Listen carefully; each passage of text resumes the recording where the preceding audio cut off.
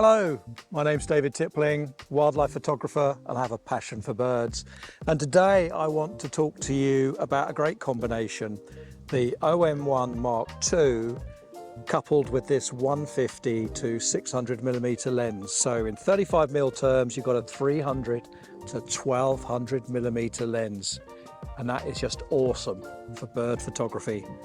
Variable aperture, 6.3 at the 1200mm, and superb autofocus on it as well. It's really fast autofocus. So, great combination for bird photography. Check it out.